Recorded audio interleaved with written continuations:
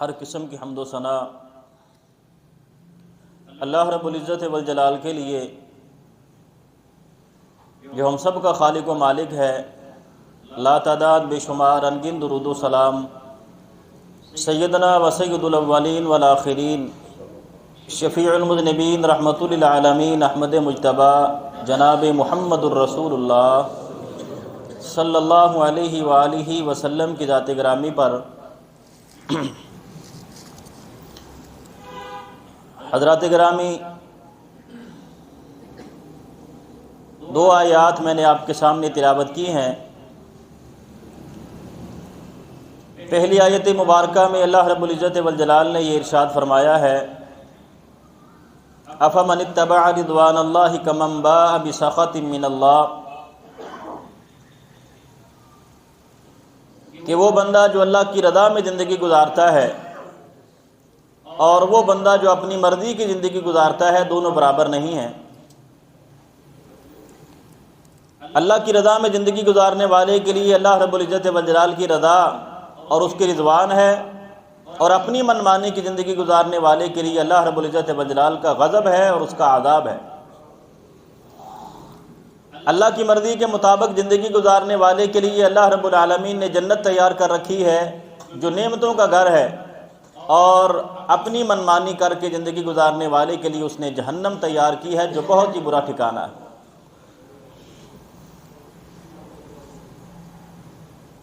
جن حالات میں ہم زندگی گزار رہے ہیں، یہ کہنا کہ اللہ رب العالمین ہم سے ناراض ہے، میرے خیال میں یہ کہنا چاہیے کہ اللہ رب العالمین ہم سے انتہائی ناراض ہے۔ ظالم حکمران ہمارے اوپر مسلط ہیں، کاروبار ہمارے بند پڑے ہیں، رشتہ داریاں ختم ہو رہی ہیں، پریشانیاں بڑھتی جا رہی ہیں، یعنی ہر طرف مسائل، مصائب اور اختلافات یہ بتا رہے ہیں کہ اللہ رب العزت والجلال ہم سے بہت ناراض ہے۔ دنیا میں ہم ایک معاشرے میں زندگی گزارتے ہیں، مل جل کے زندگی گزارتے ہیں، اس بات کا ہمیشہ ڈر رہتا ہے کہ کہیں فلاں بندہ مجھ سے ناراض نہ ہو جائے، کہیں فلاں رشتہ دار مجھ سے ناراض نہ ہو جائے، فلاں میرا دوست مجھ سے ناراض نہ ہو جائے۔ اگر وہ ناراض ہو گیا تو معاملہ بڑا خراب ہو جائے گا۔ وہ میرا دوست، وہ میرا عزیز، وہ میرا رشتہ دار، وہ میرے بارے میں ہر چیز جانتا ہے، وہ جانتا ہے میں نے کیا کیا عیب کیے ہیں۔ اگر وہ مجھ سے ناراض ہو گیا تو وہ میری عیب پوشی کے بجائے میرے عیب لوگوں کے سامنے بیان کرے گا، میری تو عزت ختم ہو جائے گی۔ ہمیں ڈر لگتا ہے کہ اگر فلاں بندہ مجھ سے ناراض ہو گیا تو وہ لوگوں کے سامنے میرے عیب بیان کرے گا، اس لیے ہم اس کو راضی کرنے میں لگے رہتے ہیں۔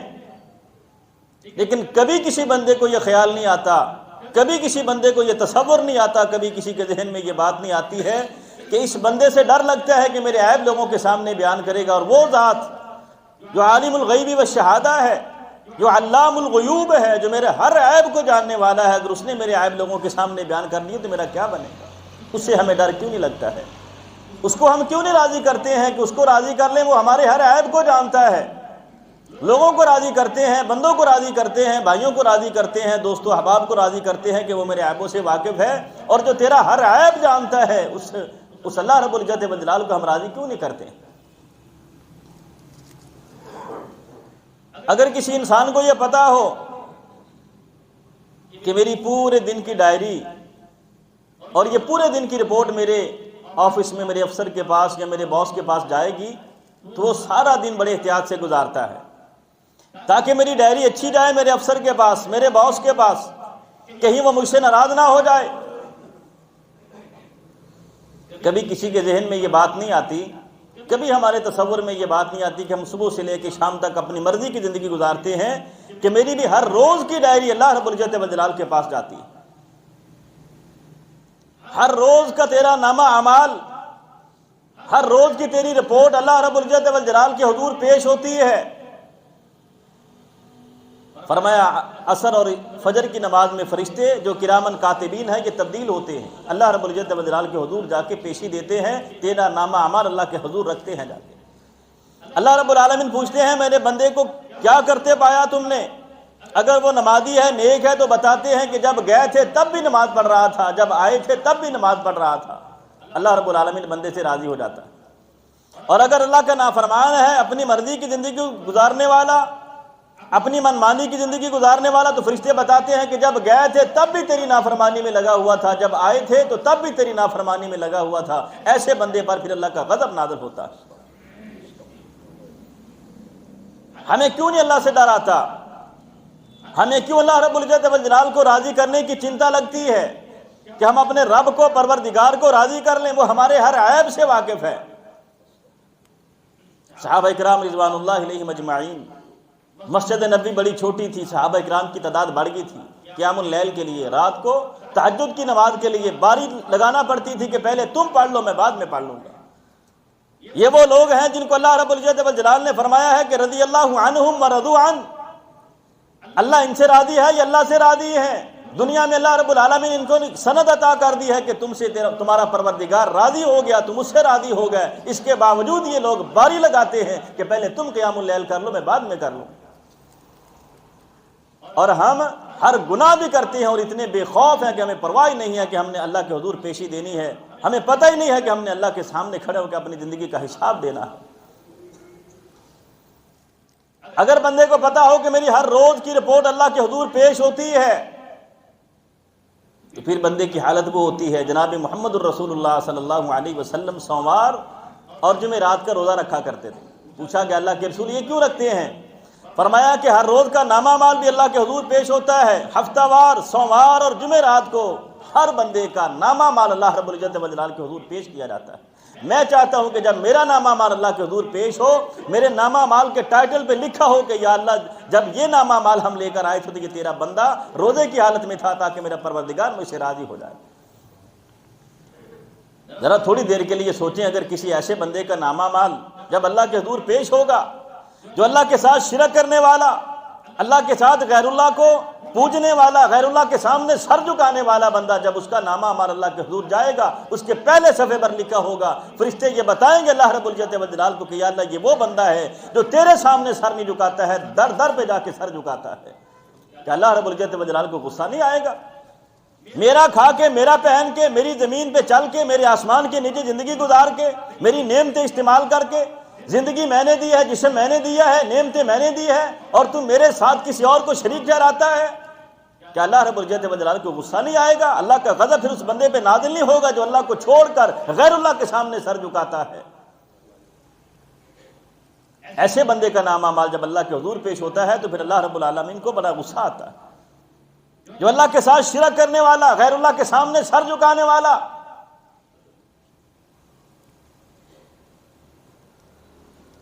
ایک صحابی نے عرض کی اللہ کے رسول، میں ایران کے علاقے میں گیا، میں نے دیکھا وہاں کے لوگ اپنے بادشاہ کو سجدہ کرتے ہیں، وہ اپنے بادشاہ کو سجدہ کرتے ہیں، اگر آپ اجازت دے دیں ہم بھی آپ کو سجدہ کر لیا کریں۔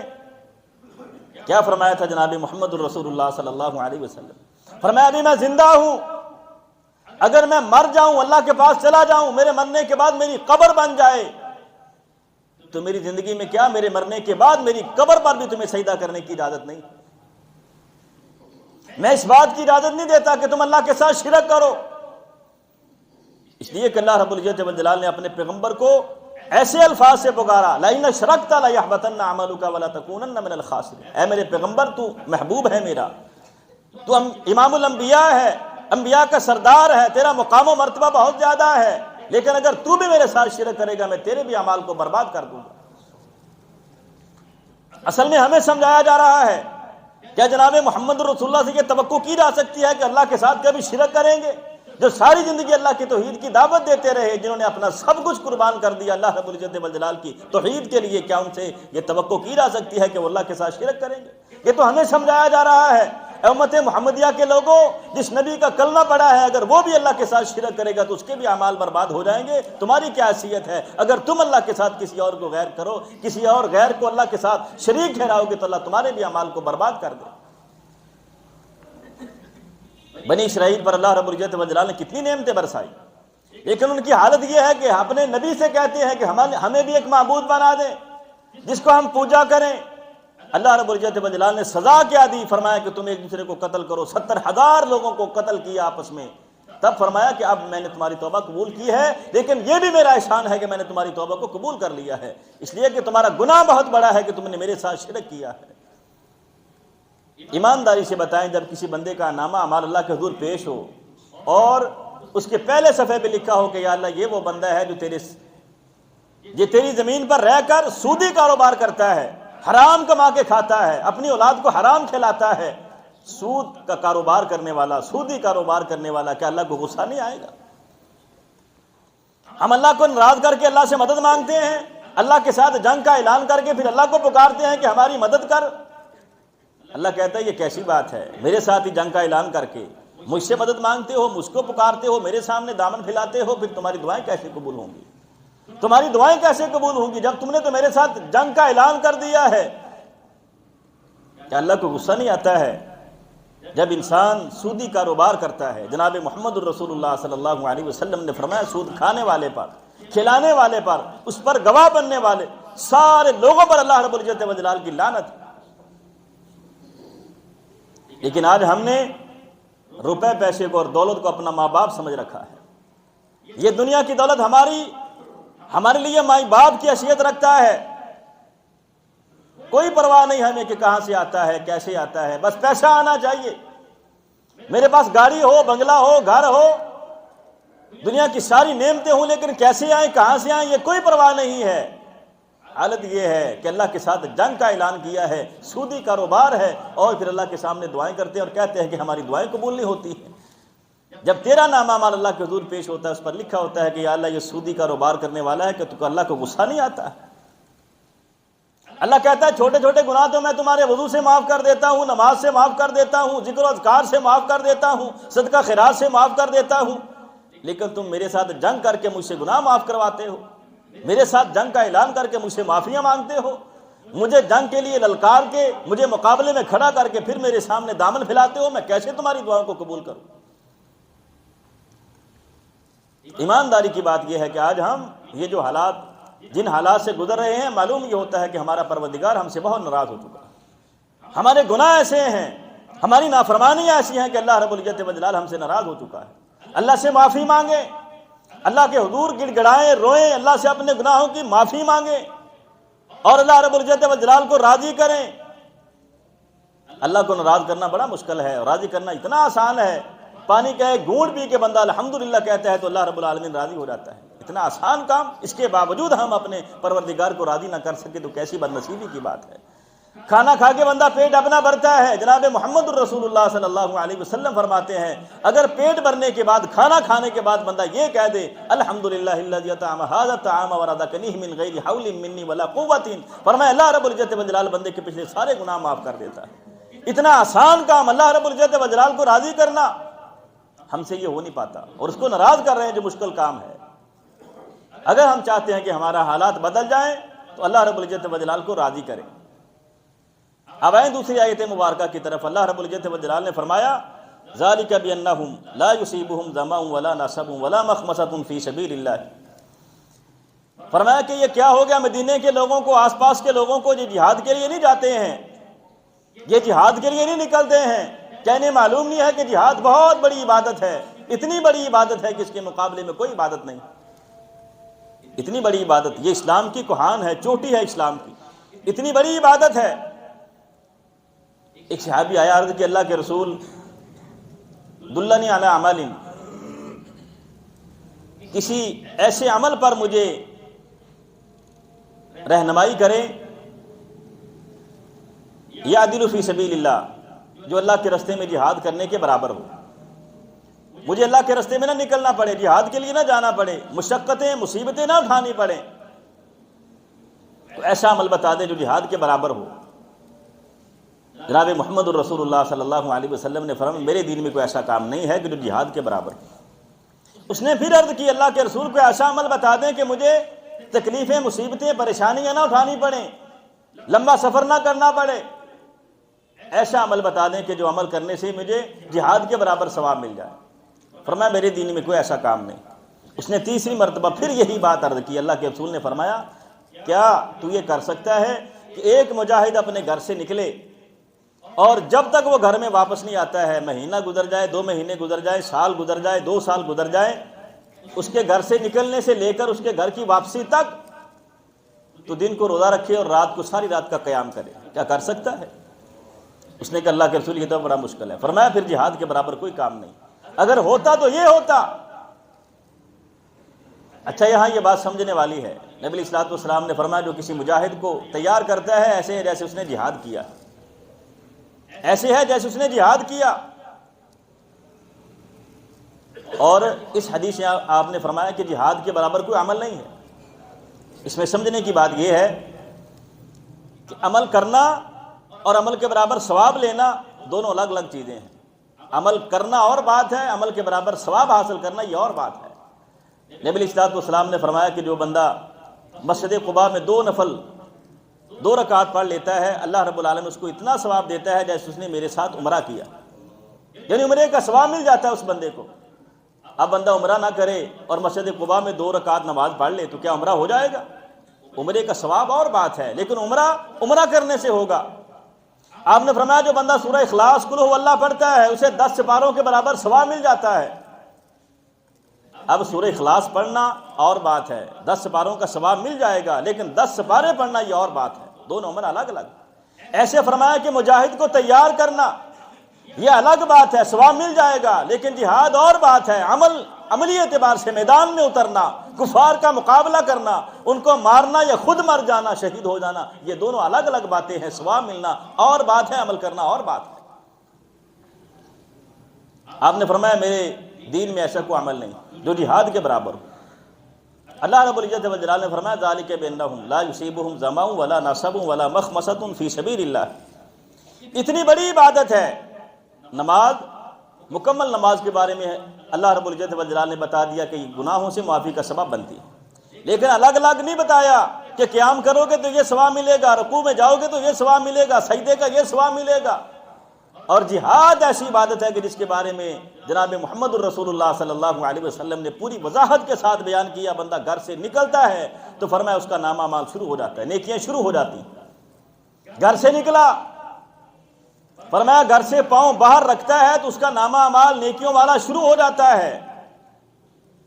جو دھول اور مٹی اور خاک اس کے چہرے پر، جسم پر، اس کی ناک میں داخل ہوتی ہے، فرمایا اس پر بھی اس کو اللہ اجر عطا کرتا ہے، اس پر بھی اس کو ثواب ملتا ہے۔ حضرت ابوبکر صدیق اور حضرت عمر رضی اللہ تعالیٰ عنہما دونوں اپنی اپنی خلافت کے دور میں جب مجاہدین کے لشکر کو روانہ کرتے تو دور تک ان کے ساتھ پیدل چل کے جاتے۔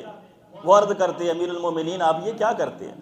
فرمایا ہم مجبور ہیں، ہماری ذمہ داری ایسی ہے کہ ہم جہاد کے لیے نہیں جا سکتے ہیں، لیکن ہم جہاد میں جانے والے مجاہدین کی دھول چاہتے ہیں کہ ہمارے جسم پہ پڑ جائے، اس لیے کہ جناب محمد الرسول اللہ صلی اللہ علیہ وسلم نے فرمایا تھا کہ جس کے ناک میں یا جس کے جسم پر مجاہدین اور مجاہدین کے گھوڑوں کی دھول پڑتی ہے اس پر اللہ رب العزت والجلال جہنم کا دھواں بھی نہیں پڑنے دیتا۔ فرمایا یہ مجاہدین کے گھوڑوں اور پاؤں سے اڑنے والی دھول اور جہنم کا دھواں، فرمایا یہ دونوں آپس میں مل نہیں سکتے ہیں، یہ دونوں نہیں مل سکتے۔ ہم یہ چاہتے ہیں کہ یہ دھول ہمارے اوپر پڑ جائے تاکہ جہنم حرام ہو جائے۔ پھر فرمایا کہ یہ چلتے ہیں، پیاس ملتی ہے، بھوک آتی ہے، تکلیف پہنچتی ہے، ذالک بانہم لا یصیبہم ظمأ ولا نصب ولا مخمصۃ فی سبیل اللہ، یہ ساری چیزیں ان کو ملتی ہے۔ ولا یطؤون موطئا یغیظ الکفار، ایک قدم بھی اٹھاتے ہیں کفار کی طرف جس قدم کی وجہ سے کفار پریشان ہو جاتے ہیں۔ ولا ینالون من عدو نیلا الا کتب لهم، ایک قدم بھی اٹھاتے ہیں اس کے بدلے میں بھی ثواب ملتا ہے۔ پھر کفار پر حملہ کرتے ہیں، ان سے جو بھی چھینتے ہیں، جو بھی نقصان پہنچاتے ہیں، یہ بھی اللہ رب العالمین ان کا اجر لکھ دیتا ہے، یہ بھی ان کے نامہ اعمال میں ثواب لکھ دیا جاتا ہے۔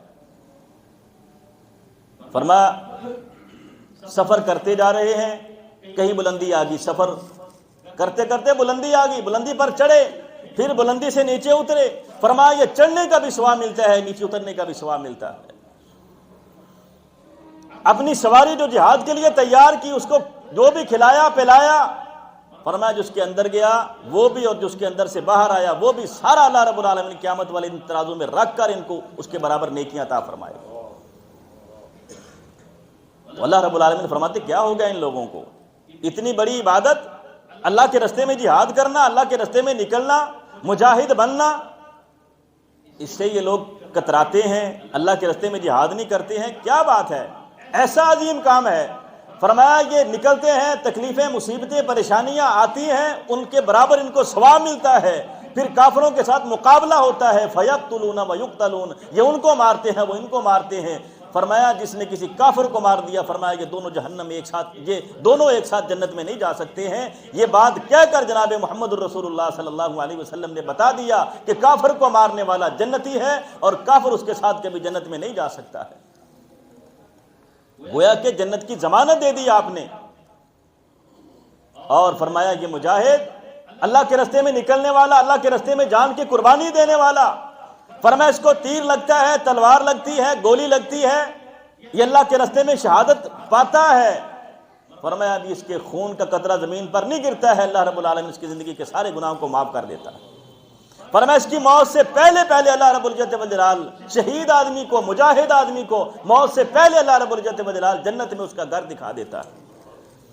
فرمایا شہادت کے وقت اس بندے کو اتنی تکلیف ہوتی ہے، جان نکلنی بڑی مشکل کام ہے، لیکن فرمایا اس کو اتنی تکلیف ہوتی ہے جیسے ایک چیونٹی انسان کو کاٹتی ہے، چیونٹی کے کاٹنے کے برابر جو تکلیف پہنچتی ہے، فرمایا مجاہد کو اتنی تکلیف آتی ہے جب اللہ کے راستے میں وہ شہادت پاتا۔ پھر فرمایا قبر میں جاتا ہے، جناب محمد الرسول اللہ صلی اللہ علیہ وسلم نے فرمایا قبر میں جاتا ہے تو ہر بندے سے قبر میں حساب ہوتا ہے، سوال جواب ہوتے ہیں، لیکن مجاہد ایسا بندہ ہے جس سے قبر میں سوال جواب نہیں کیے جاتے۔ اسے نہیں پوچھا جاتا کہ بتا تیرا رب کون ہے، بتا کس نبی کا کلمہ پڑھا، اس نے یہ نہیں پوچھا جاتا تیرا دین کیا تھا۔ فرمایا قبر کے حساب سے وہ بندہ مامون ہو جاتا ہے، محفوظ ہو جاتا ہے، قبر میں اس بندے کا حساب ہی نہیں ہوتا ہے۔ پوچھا کہ اللہ کے رسول یہ کیوں؟ ہر بندے سے قبر میں سوال جواب ہوتے ہیں، حساب ہوتا ہے، اس سے کیوں نہیں ہوتا ہے؟ فرمایا جب وہ کفار کے ساتھ مقابلہ کر رہا تھا، تلواروں کی چمک، گولیوں کی بچھاڑ، یہ اس ازمائش سے گزر چکا ہے، اللہ رب العزت والجلال نے اس کی مکمل ازمائش دنیا میں کر لی ہے۔ فرمایا یہ اس ابتلا اور ازمائش میں گزرنے کے بعد اب اللہ رب العالمین نے قبر کے حساب سے اس کو آزاد کر دیا، قبر کے حساب سے اس کو آزاد کر دیا۔ فرمایا حشر کے میدان میں اٹھے گا، لوگوں کو اپنی جان کے لالے پڑے ہوں گے، نفس و نفسی کا عالم ہوگا، ہر کسی کو اپنی پڑی ہوگی کہ میری جان بچ جائے، اور یہ وہ بندہ ہے جس کو اللہ رب العالمین کاپی پینسل دے دیں گے، یہ اپنے خاندان کے 70 لوگوں کے نام لکھ کے کہے گا کہ یا اللہ میں جنت میں جا رہا ہوں، میرے خاندان کے یہ 70 لوگ میں میرے ساتھ جنت میں بھیج دے۔ کیا مقام ہے مجاہد کا، کیا مقام ہے اللہ کے راستے میں اپنی جان قربان کرنے والے کا۔ لوگوں کو حساب کی فکر ہے، یہ بغیر حساب کے جنت میں جائے گا، اس کا حساب ہی نہیں ہوگا۔ جنت کے دروازے پہ جائے گا تو دربان پوچھے گا اب حسبتم، کیا تمہارا حساب ہو گیا؟ یہ کہے گا ہمارا حساب کس بات کا حساب؟ ہمارے پاس کچھ زمینیں تھی، جائیدادیں تھی، کچھ بھی نہیں تھا، ہمارے پاس تھا تو تلوار تھی، نیزہ تھا، بالا تھا، ہمارے پاس تھا تو برچھا تھا، ڈال تھی، بس یہی کچھ تھا اللہ کے راستے میں جہاد کرنے کے لیے، اس کے علاوہ ہمارے پاس کچھ نہیں تھا، ہم نے کیا حساب دینا تھا؟ وہ پوچھے گا تم کون ہو؟ یہ کہیں گے ہم فقیر مہاجر ہیں، فقیر اس معنی میں کہ ہمارے پاس کوئی زمین، کوئی جائیداد، کوئی بینک بیلنس، کوئی روپے پیسہ، کچھ بھی نہیں تھا۔ اللہ کے راستے میں لڑنے کے لیے تلوار تھی، بندوق تھی، کلیشن کوپ تھی، ڈھال تھی، بچاؤ کے لیے، تحفظ کے لیے، اس کے سوا ہمارے پاس کچھ نہیں تھا۔ اور مہاجر اس معنی میں جہاں اللہ کے دین کو ضرورت ہوتی تھی وہاں ہم پہنچ جاتے تھے، جہاں ہمارے مسلمان بھائیوں کی ضرورت ہوتی تھی ہم وہاں پہنچ جاتے تھے، جا کے لڑتے تھے، مقابلہ کرتے تھے دشمن کا۔ ہم نے حساب کس بات کا دینا؟ فرمایا بغیر حساب کے جنت میں چلا جائے گا۔ آج کو بندہ، کوئی انسان، کوئی نوجوان مجاہد بن کر اللہ کے راستے میں شہید ہو جائے، لوگ کہتے ہیں جلدی چلا گیا، اس نے تو جوانی بھی نہیں دیکھی، اس نے یہ نہیں کیا، جلدی چلا گیا۔ اور اللہ کے بدوں جلدی نہیں گیا، اپنے وقت پر گیا، اس کا وقت اتنا ہی تھا، اس کی زندگی اتنی ہی تھی، اللہ رب العزت والجلال نے اس کو اپنے پاس بلا لیا۔ لیکن یہ جلدی جو تم سمجھتے ہو کہ جلدی ہے، اس کے بدلے میں اللہ رب العزت والجلال نے اس کو یہ دے دیا، تمہارے خیال میں وہ 50 سال جی لیتا، اللہ رب العالمین 500 سال پہلے اس کو جنت میں داخل کر دے گا۔ تم سمجھتے ہو کہ جلدی چلا گیا، 50 سال اور جی لیتا، 40 سال اور جی لیتا، تمہارے خیال کے مطابق اللہ رب العزت والجلال نے مجاہد اور شہید اور غازی کو یہ مقام دیا، اللہ کے راستے میں شہید ہونے والے کو مقام یہ دیا ہے کہ وہ 500 سال پہلے عام لوگوں سے جنت میں داخل ہو جائے گا۔ فرمایا جو دنیا میں بڑے بڑے مال جمع کرنے والے ہیں وہ حساب میں پھنسے ہوئے ہوں گے، تو 500 سال بعد مجاہد کے شہید کے جنت میں جانے کے 500 سال بعد پہلا بندہ اللہ کو حساب دے کے جنت میں داخل ہوگا، یعنی مجاہد کو اللہ رب العزت والجلال اتنی جلدی جنت میں داخل کر دے گا۔ تو اللہ رب العالمین فرماتے ہیں کیا ہو گیا لوگوں کو کہ جہاد کے لیے نہیں نکلتے ہیں، میرے راستے میں جہاد کیوں نہیں کرتے ہیں؟ یہ وہ عمل ہے جس کے لیے جناب محمد الرسول اللہ صلی اللہ علیہ وسلم نے بھی اللہ رب العزت والجلال سے آرزو کی تھی، اے اللہ میں چاہتا ہوں کہ مجھے شہادت کا تمغہ ملے، مجھے زندہ کیا جائے پھر مارا جائے، پھر زندہ کیا جائے پھر شہید کر دیا جاؤں، پھر زندہ کیا جائے پھر شہید کر دیا جاؤں۔ اللہ رب العزت والجلال نے آپ کی تمنا کے مطابق آپ کو شہادت کا رتبہ بھی دے دیا۔ آپ نے فرمایا تھا کہ وہ زہر جو مجھے خیبر میں کسی یہودی عورت نے دیا تھا، آج وہ زہر میری رگ کو کاٹ رہا ہے۔ اللہ رب العزت والجلال نے اتنی 3 سال تک یا 4 سال تک اس زہر کو یا 5 سال تک اس زہر کو اللہ رب العزت والجلال نے اثر نہیں کرنے دیا۔ 5 سال کے بعد اس زہر کا اثر جناب محمد رسول اللہ کے جسم پہ ہوا اور اللہ رب العزت والجلال نے آپ کو شہادت کا رتبہ بھی دے دیا۔ اگر انسان خالص اور سچی تمنا کرتا ہے تو اللہ رب العالمین اس کے مطابق بندے کو اجر بھی ضرور دیتا ہے۔ اور جناب محمد الرسول اللہ صلی اللہ علیہ وسلم نے فرمایا کہ جو بندہ نہ اس نے جہاد کیا اور نہ دل میں تمنا کی کہ اگر اللہ نے موقع دیا تو جہاد ضرور کروں گا، اللہ کے راستے میں ضرور لڑوں گا، فرمایا اگر جہاد بھی نہیں کیا، تمنا بھی نہیں کی، اگر مر گیا تو فرمایا وہ نفاق پر مرے گا۔ اللہ رب العزت والجلال ہمیں جہاد کی تمنا کرنے کی اور اگر موقع ملے تو اللہ رب العالمین ہمیں لڑنے کی توفیق عطا فرمائے۔ وما توفیقی الا باللہ علیہ توکلت و الیہ انیب۔